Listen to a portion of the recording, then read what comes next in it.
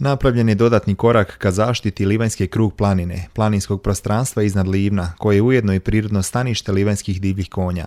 Grad Livno je sa Mostarskim institutom za regionalni razvoj potpisao 50.000 maraka vrijedan ugovor o izradi stručnog obrazloženja za proglašenje krug planine zaštićenim područjem. Sada se očekuje rad skupine eksperata na izradi stručnog obrazloženja, što će stvoriti pretpostavke za sve daljnje formalno-pravne procedure u smjeru proglašenja krug planine zaštićenim područjem.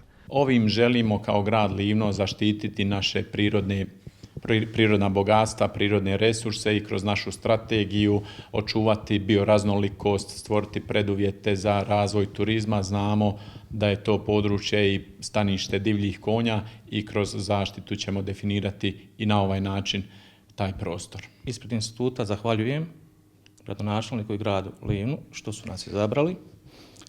Institut ima okupljen tim eksperata i mi ćemo se truditi i učiniti da ovaj projekt bude sasvim zadovoljavajući.